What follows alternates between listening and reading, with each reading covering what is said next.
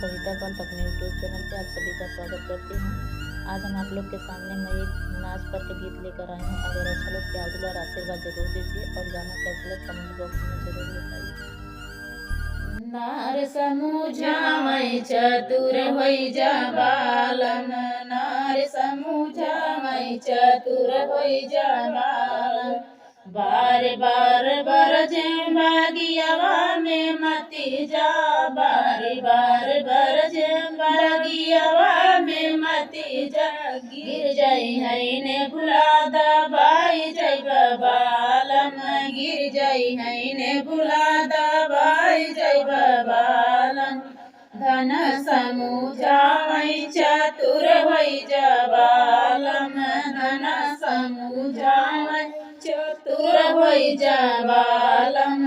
बार बार बरजे कुंवर मती जा, बार बार बरजे कुंवर मती जा।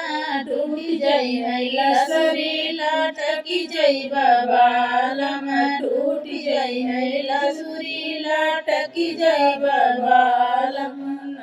समूझावै चतुर होइ जा बालम, धन समूझावै सुधर जा तो बार बार बरजे महल मती जाना, बार बार बरजे महल मती जाना। देख ले बसवतिया भुलाई जय बालम, देख ले बसवतिया भुलाई जय बालम। नारी समूझावै चतुर होइ जा बालम, नारी समूझावै चतुर होइ जा। बार बार बरजे स्टेशन मती जाना, बार बार बरजे स्टेशन मती जाना। छूटी जाई है रेलिया लावटिया बालम, छूटी जाई है रेलिया लावटिया बालम।